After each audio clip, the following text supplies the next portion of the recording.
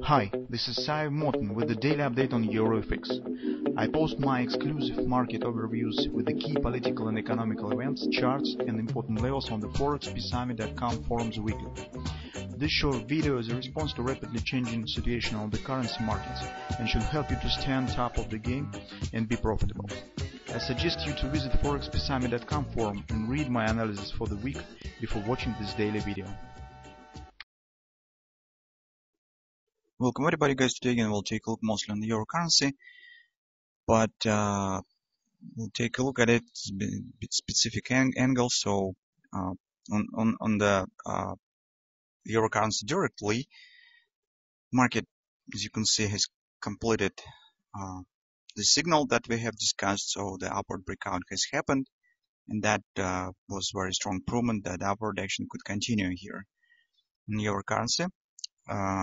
At the same time, as you can see, market right now stands at daily overbought. So it means that from the technical point of view, this is not good point for taking the long position right now.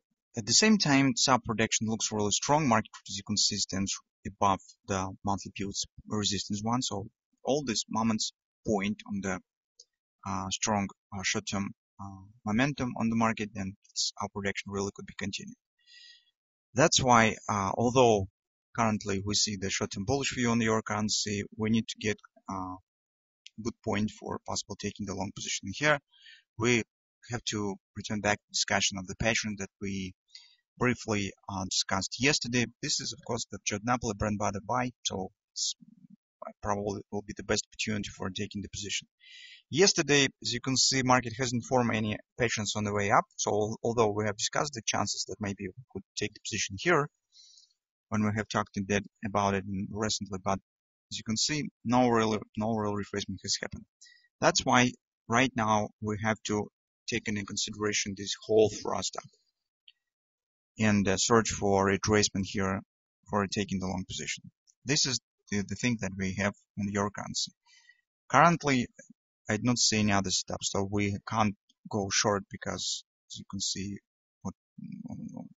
due to the pattern, due to the situation that we have on the daily time frame, it's definitely not the bearish situation. But at the same time, right now we can't go long because market at the daily very bad.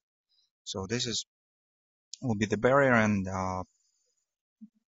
I'd suggest that it's better to wait for some dip to buy into. That's why here we will be watching for a possible CHFUSD bread and butter trade. So right now I also would like to show you another picture that could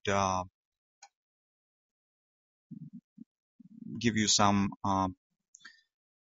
probable targets that market could reach, and also for those who have missed this opportunity for taking the position on the euro currency, you could do this in another currency by some moment. So but on the while we were going to this currency, we also will take a look in our other setups that we have. First of all, this is Canadian dollar. As you can see, our double repo sell pattern is working. Market's moving down gradually. Let's just remind you, our target will be right here. So this will be the conference support, daily oversold, and some kind of the neckline on the reverse hand shorts or something. Anyway, this will be the trend line, and that will be the support cluster that will become our target here. On the Japanese yen, we have the same story. So recall what we said. So we have the rally up, and here we could watch for CHFUSD application. One of them will be the bread and butter. Probably could be formed even today.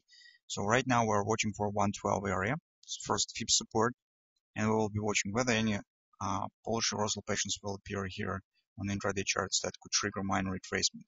So whether we be able to use this as the bread and butter trade. That's two moments that we also will be watching. But right now, let's take a look at another currency that could become extremely useful when you're analyzing the euro currency. This is, of course, the Swiss franc.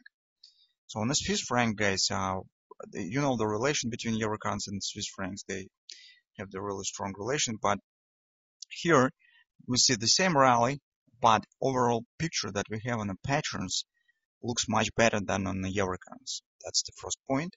Second point, guys, take a look that on the Swiss franc market hasn't broken yet the the low, while on the euro currency we already see price right here. So the price has broken this area. That's why you could use, for example, for trading Swiss franc if you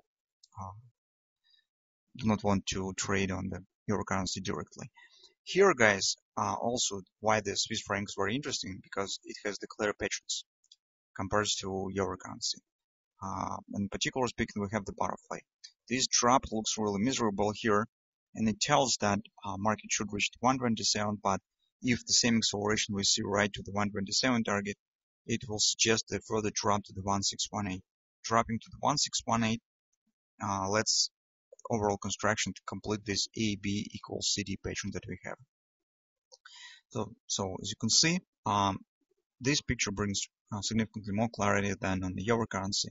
Here we could estimate the targets, and this situation also has great potential. On the intraday charts of the Swiss franc, you also have the good thrust down that also could be used for a Jordan apple pattern.